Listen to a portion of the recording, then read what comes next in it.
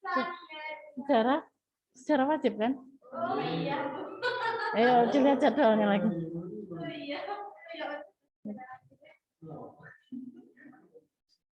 Assalamualaikum warahmatullahi wabarakatuh. Sebelum pelajaran kita mulai, mari kita berdoa terlebih dahulu. Doa sebelum belajar.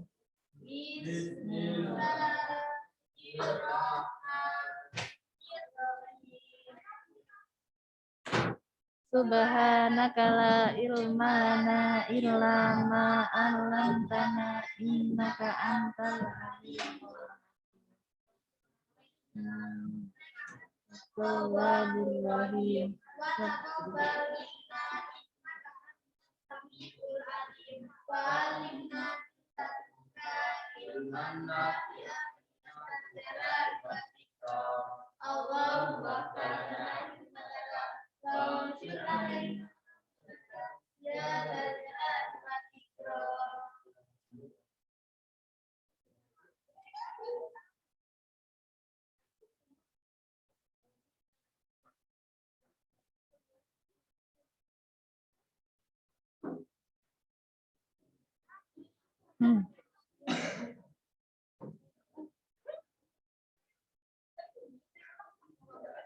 Baik, untuk yang di Zoom, nah baru 2 orang yang bergabung.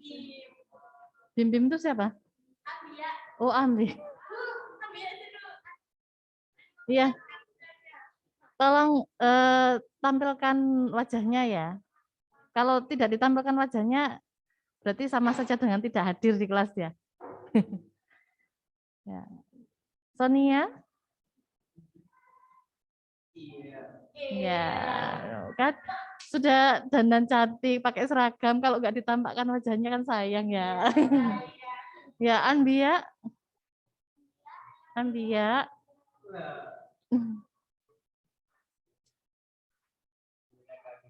Ya.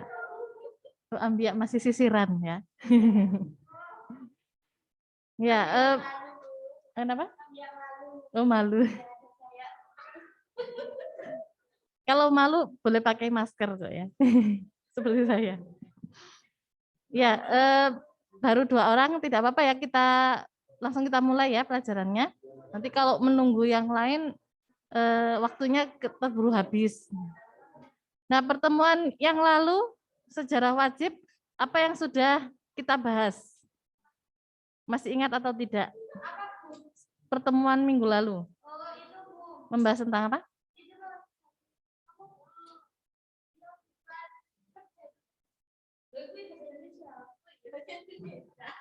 Ya, sejarah wajib. Sonia masih ingat minggu lalu apa yang kita bahas untuk mapel sejarah wajib? Lupa, Bu. Lupa. Ingatnya apa, Sonia?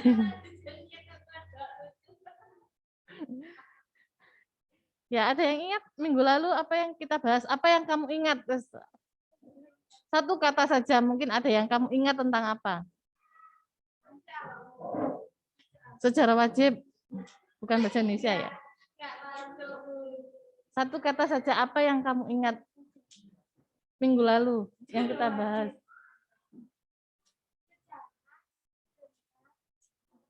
Apa? Yang kita bahas kemarin itu loh, tentang apa? Ini peristiwa yang pemberontakan yang pernah terjadi di Indonesia. Peristiwa pemberontakan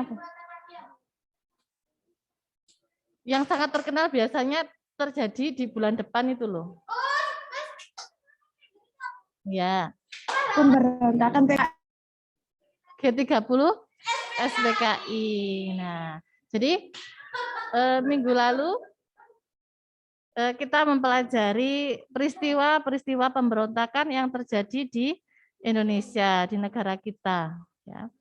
Nah, jadi salah satunya adalah peristiwa G30 SPKI, kemudian ada pemberontakan DITI, APRA, dan masih banyak lagi. Nah,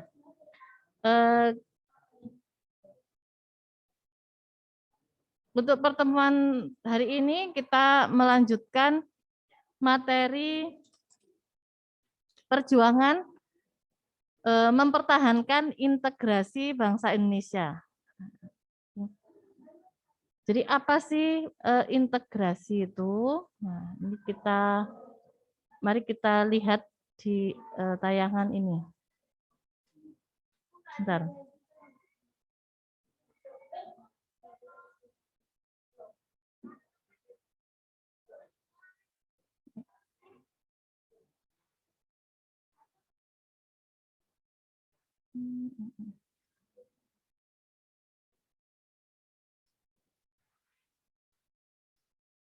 Mana ya tadi? Nah, yang lewat Zoom sudah bisa melihat tayangan PPT ini? Sudah. Ya, sudah.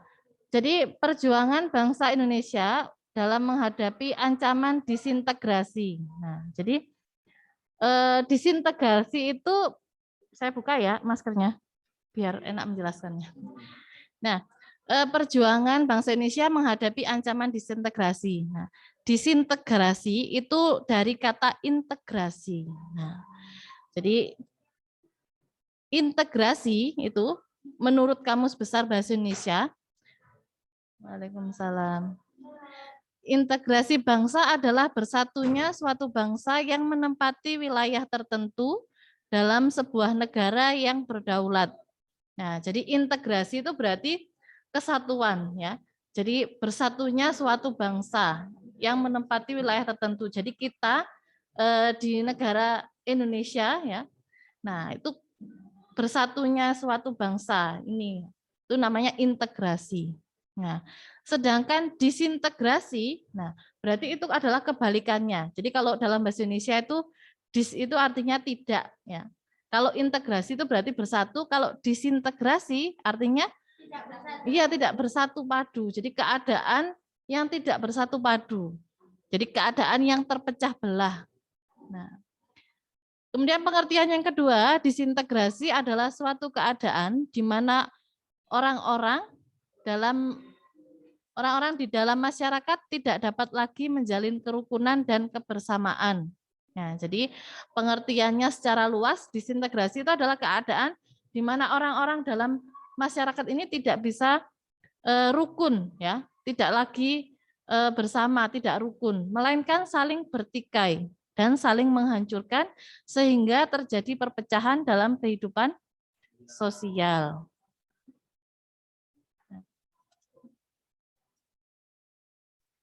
Nah, jadi itu artinya disintegrasi. Jadi lawannya integrasi adalah disintegrasi. Kalau integrasi itu berarti bersatu padu. Kalau disintegrasi itu berarti tidak bersatu atau terpecah belah. Nah, jadi peristiwa pergolakan yang terjadi antara tahun 1948 sampai dengan 1965 itu merupakan peristiwa disintegrasi, ya. Jadi keadaan yang terpecah belah. Nah, kemudian integrasi bangsa itu dapat dilihat dari berbagai aspek. Jadi suatu bangsa itu dikatakan bersatu itu bisa dilihat dari beberapa aspek. Yang pertama adalah aspek politik atau integrasi politik. Jadi dalam hal politik itu bersatu. Misalnya dalam hal pemilu. Nah, jadi itu bersatu. Jadi semua warga, semua masyarakat itu semuanya ikut berpartisipasi dalam pemilihan umum, misalnya pemilihan presiden, tidak ada yang golput. Nah, itu merupakan integrasi atau kesatuan, ya. Semuanya mengikuti pemilihan umum, tidak ada yang golput. Nah, itu aspek yang kedua adalah aspek ekonomi atau integrasi ekonomi, yaitu saling ketergantungan ekonomi antar daerah yang bekerja sama secara sinergis. Nah, jadi dari aspek ekonomi, nah itu saling ketergantungan antara daerah yang satu, kemudian atau antar daerah dengan pusat. Nah, itu adalah kesamaan atau kesatuan dalam aspek ekonomi. Yang ketiga, dalam aspek sosial budaya atau integrasi sosial budaya, yaitu hubungan antar suku, antar lapisan, dan antar golongan. Jadi dalam hal sosial, kehidupan sosial, nah itu bersatu. Misalnya antara suku Jawa dengan Madura itu bersatu, tidak ada perpecahan. Atau mungkin antara golongan ya, misalnya golongan muda dan golongan tua. Nah, itu bersatu, tidak ada perselisihan. Nah, jadi dari 3 aspek itu kita bisa menilai bahwa bangsa itu bersatu. Ya. Kemudian yang keempat, integrasi bangsa Indonesia itu dibentuk oleh berbagai faktor. Nah, jadi persatuan dan kesatuan bangsa Indonesia itu bisa dilihat dari berbagai faktor. Yang pertama, dengan adanya rasa senasib dan seperjuangan yang diakibatkan oleh faktor sejarah. Nah, jadi kalau dulu ya ketika masih dalam masa perjuangan ya ada rasa senasib seperjuangan. Nah, karena sama-sama ingin memperjuangkan kemerdekaan ya. Atau mungkin kalau kalian misalnya kita senasib terkena dampak pandemi nah misalnya. Nah, itu berarti kita ada kesatuan ya. Ada kesatuan karena rasa senasib dan seperjuangan. Kemudian yang kedua adanya ideologi nasional yang tercermin dalam simbol negara yaitu Garuda Pancasila dan semboyan Bhinneka Tunggal Ika. Nah, jadi itu ideologi negara kita ya. Jadi ideologinya Pancasila dengan semboyan Bhinneka Tunggal Ika. Jadi berbeda-beda tetapi tetap satu jua. Nah, jadi meskipun negara kita itu berbeda suku, berbeda agama, nah tetapi tetap satu kesatuan. Nah, yang ketiga, adanya tekad serta keinginan untuk bersatu di kalangan bangsa Indonesia, seperti yang dinyatakan dalam Sumpah Pemuda. Nah, masih ingat isi dari Sumpah Pemuda? Isinya apa? Satu apa? Apa? Berdarah satu, bahasa itu terakhir ya.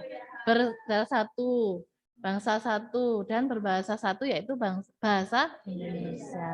Nah, jadi itu ya. Kemudian adanya ancaman dari luar yang menyebabkan munculnya semangat nasionalisme di kalangan bangsa Indonesia. Jadi adanya ancaman dari luar negeri atau luar negara kita sehingga muncul semangat nasionalisme. Nah, contohnya mungkin sekarang ini kan negara kita baru saja memenangkan apa? Memenangkan? Iya, bulu tangkis Olimpik ya, medali emas dalam pertandingan Olimpik ya. Nah, jadi itu merupakan memunculkan semangat nasionalisme ya, sehingga kita merasa bersatu ya demi membela nama atau mengharumkan nama bangsa Indonesia. Yang kelima, dengan adanya faktor penggunaan bahasa Indonesia. Nah, jadi bahasa Indonesia itu adalah bahasa persatuan ya. Jadi kalau bahasa daerah, nah setiap daerah memiliki bahasa sendiri-sendiri atau bahasa daerah. Misalnya kalau Jawa, bahasa Jawa, Madura, bahasa Madura. Ya, jadi karena kita adalah satu negara, satu bangsa, maka kita bisa menggunakan satu bahasa, yaitu bahasa persatuan kita adalah bahasa Indonesia. Nah, makanya kalau kita misalnya tidak bisa berbicara dengan bahasa daerah dengan seseorang, nah kita bisa menggunakan bahasa Indonesia karena bahasa Indonesia adalah bahasa persatuan. Yang keenam, adanya semangat persatuan dan kesatuan dalam bangsa, bahasa, dan tanah air. Nah, jadi persatuan dan kesatuan tadi bisa diwujudkan dalam, contohnya tadi gitu ya, dalam mendukung tim bulu tangkis. Nah, itu misalnya. Kemudian yang ketujuh, adanya kepribadian dan pandangan hidup kebangsaan yang sama, yaitu Pancasila. Jadi kita hidup bernegara ini dengan berlandaskan Pancasila dari 5 sila itu ya. Yang kedelapan, adanya jiwa dan semangat gotong royong, solidaritas, toleransi keagamaan yang kuat. Nah, jadi dengan adanya jiwa, semangat gotong royong, solidaritas, toleransi keagamaan, nah itu bisa menunjukkan integrasi bangsa atau menunjukkan kesatuan bangsa. Misalnya bergotong royong membantu apa? Membantu korban bencana. Nah, Kemudian solidaritas, nah misalnya solidaritas dengan menggalang dana untuk membantu orang-orang yang terkena dampak pandemi misalnya, atau mungkin toleransi keagamaan, ya, menghormati orang yang beragama lain dalam menjalankan ibadah. Nah itu adalah salah satu contoh bentuk toleransi keagamaan. Jadi itu bisa menunjukkan bahwa kita itu adalah negara yang bersatu. Ya. Kemudian yang ke-9 adanya rasa senasib sepenanggungan akibat penderitaan penjajahan. Nah, mungkin kalau sekarang tidak ada penjajahan ya, tidak ada perang ya. Ya, mungkin perang sekarang bukan perang berupa fisik seperti zaman dahulu. Kalau zaman dahulu kan kita dijajah oleh negara asing ya. Tapi kalau sekarang mungkin penjajahan itu justru dari diri kita sendiri, negara kita sendiri ya. Nah, itu jadi akibat penderitaan penjajahan. 10 adanya rasa cinta tanah air dan mencintai produk dalam negeri. Nah, jadi kita wujud cinta tanah air kalian apa? Kira-kira? Ya, belajar mungkin ya. Nah, dengan belajar bersungguh-sungguh membuktikan bahwa kita cinta tanah air ya. Kemudian mencintai produk dalam negeri. Nah, contohnya apa? Mungkin membeli produk-produk dalam negeri ya, misalnya membeli tas buatan orang Indonesia sendiri, bukan tas yang bermerek seperti Hermes, Louis Vuitton itu ya. Kalau itu kan merek luar negeri ya. Nah, dengan mencintai produk dalam negeri itu menunjukkan kita mencintai tanah air ya. Selanjutnya, integrasi bangsa juga dapat terhambat dan terancam oleh faktor-faktor berikut ini.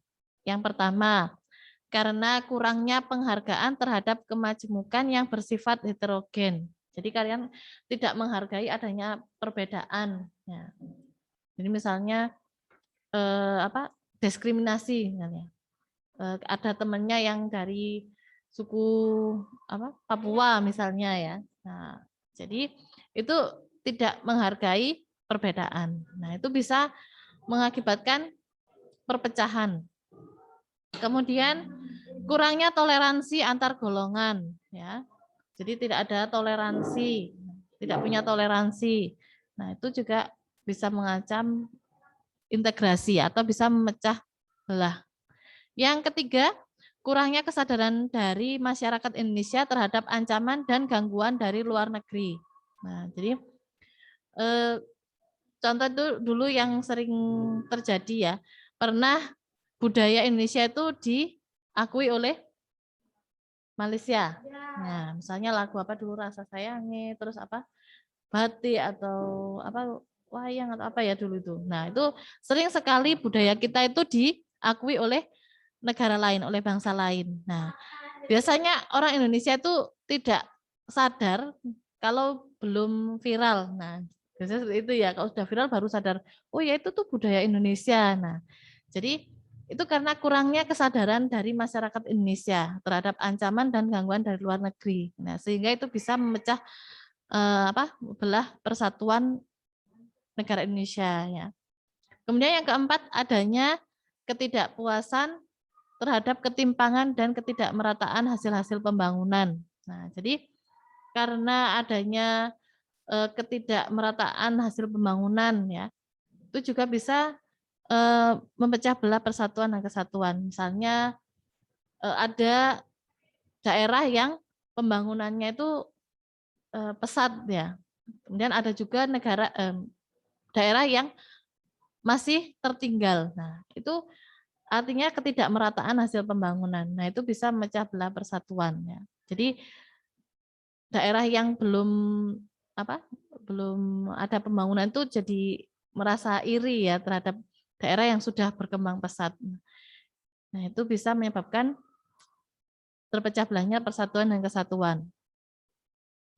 Selanjutnya, untuk menghindari ancaman tersebut dan menjaga integrasi bangsa, ada beberapa hal yang bisa dilakukan. Di antaranya, tidak berperilaku rasis. Nah, rasis itu apa? Rasis. Rasis itu berarti, iya, tidak apa? Tidak memandang rendah ras lain atau tidak mengucilkan ras lain. Misalnya, ya, tidak memandang rendah suku Papua, ras Papua, tidak memandang rendah suku Madura, tidak memandang rendah suku Jawa. Nah, itu tidak berperilaku rasis ya. Yang kedua, memberikan kebebasan beragama kepada orang lain. Nah, jadi terutama kepada orang yang beda agama dengan kita. Nah, kita harus memberikan kebebasan beragama. Nah, dulu itu sering terjadi ketika Idul Fitri atau ketika Natal. Nah, ada teror ya, kejadian teror. Nah, itu menunjukkan tindakan yang tidak memberikan kebebasan beragama. Yang ketiga, bertindak adil sesuai bertindak adil kepada sesama. Nah, jadi baik itu sesama manusia ya terutama ya, meskipun berbeda ras, suku, agama, nah tetap harus bertindak adil. Meskipun jabatannya tinggi atau hanya rakyat biasa, tetap harus adil. Yang keempat, bertindak sesuai peraturan yang berlaku baik di sekolah, masyarakat, berbangsa dan bernegara. Nah, jadi contohnya kalian, nah sebagai pelajar itu harus bertindak sesuai peraturan yang berlaku di sekolah.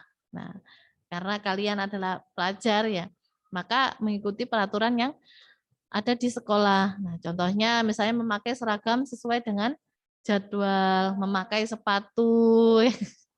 Saya nggak nyindir loh ya. Ya. Kemudian masuk tepat waktu ya. Nah, itu. Mengumpulkan tegas tepat waktu. Nah, itu salah satu tindakan yang sesuai dengan peraturan. Nah, mulai sekarang ya sebagai wujud kalian cinta tanah air tadi harus ditunjukkan dengan cara mematuhi atau bertindak sesuai dengan peraturan yang berlaku. Nah, yang kelima, menumbuhkan sikap tenggang rasa. Nah, tenggang rasa itu berarti kita peka dengan orang lain ya.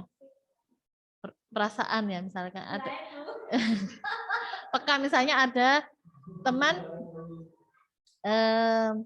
teman yang misalnya tidak bisa mengikuti pembelajaran, mungkin dia diberitahu ya, itu tenggang rasa. 6, aktif ikut serta dalam kegiatan masyarakat. Nah, jadi kalau kalian hidup di lingkungan masyarakat itu harus aktif ikut serta. Yang ketujuh, bersikap penuh empati, tenggang rasa, dan toleran terhadap antar sesama manusia. Kemudian yang kedelapan, menjalankan kewajiban dan amanah di lingkungan manapun dengan sebaik mungkin. Jadi kalian harus menjalankan kewajiban dan amanah di sekolah ini dengan sebaik mungkin. 9, tidak bertindak semena-mena atas dasar kuasa yang dimiliki. Dan 10, tidak menciptakan kelompok tertentu yang dapat mengancam integritas bangsa. Jadi tidak boleh berkelompok-kelompok ya, geng-gengan. Nah, itu. Nah, jika integrasi bangsa terancam, maka Indonesia akan mengalami kekacauan, bahkan kerusuhan yang dapat membahayakan masyarakat. Nah, jadi kalau kata Bung Karno itu, perjuanganku lebih mudah karena mengusir penjajah, sedangkan perjuanganmu akan lebih sulit karena melawan bangsamu sendiri. Nah, jadi mungkin Bung Karno menganggap bahwa perjuangannya mengusir penjajah itu mudah untuk didapatkan, tapi kalian akan lebih sulit dalam melawan diri sendiri. Nah, itu. Baik, itu tadi materi kita hari ini. Terima kasih.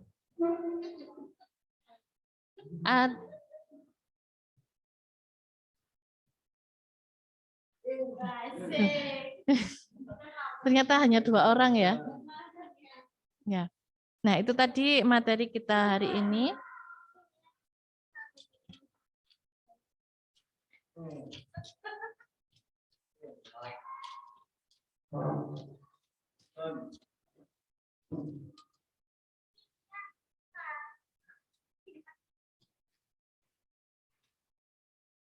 Nah, untuk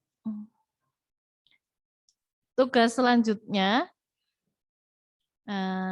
tugas individu ya. Nah, masing-masing dari kalian atau individu, tugas individu, kalian cari referensi mulai dari buku, dari internet ya. Cari satu saja, kamu ceritakan tokoh pahlawan nasional yang berjasa dalam ikut mewujudkan integrasi bangsa. Jadi setiap anak mencari satu tokoh pahlawan nasional yang ikut berjasa dalam mewujudkan integrasi bangsa Indonesia. Satu saja kamu ceritakan. Nama pahlawannya siapa, kemudian kamu ceritakan dari mana, terus kemudian apa perjuangannya ya. Jadi nanti kamu bisa bersihin sendiri. Kalau Insinyur Soekarno,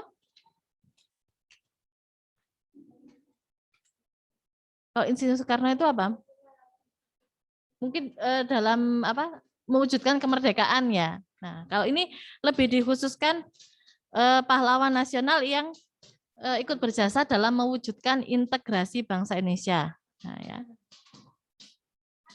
Satu saja ya.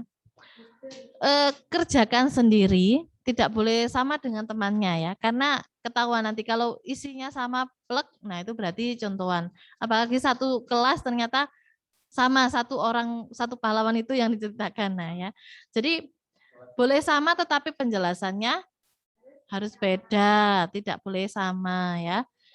Kerjakan sendiri karena kalian bisa browsing dari internet ya, bisa boleh mencari dari buku. Jadi kalian cari sendiri ya. Nah, untuk pertemuan berikutnya semoga sudah masuk ya. Nah, kalau sudah masuk nanti kalian satu persatu menceritakan tokoh pahlawan yang sudah kalian pilih itu ya. Ya. Ya, semoga sudah masuk minggu depan. Ya. Ya, baik. Ada pertanyaan? Tidak ada. Oh, tidak. Kan ada jam kedua ya? Ada di kelas 11 IPS.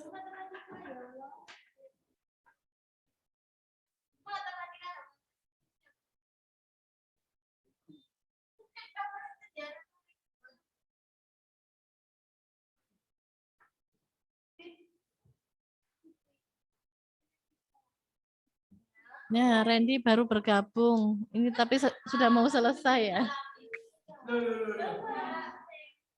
Enggak apa-apa. Setelah ini jam kedua adalah pelajaran matematika.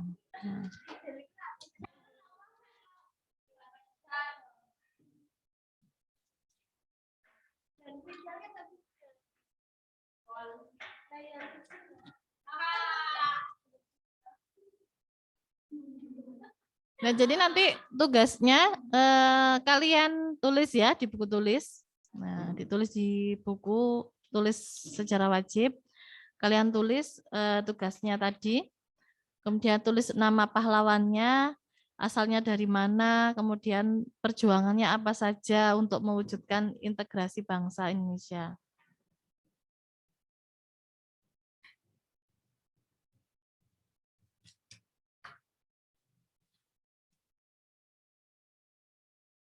Baik, tidak ada pertanyaan? Anbia kemana ya? Kok tidak menampakkan wajahnya? Randy?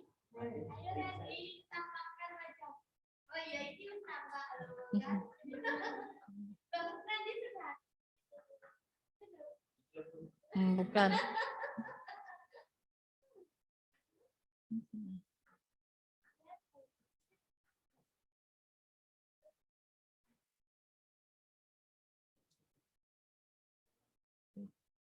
Bentar ya.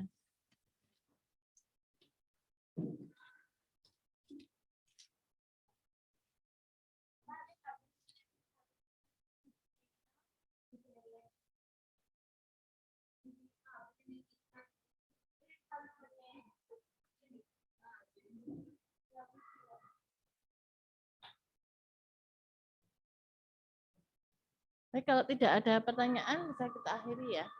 Nah, saya lihat.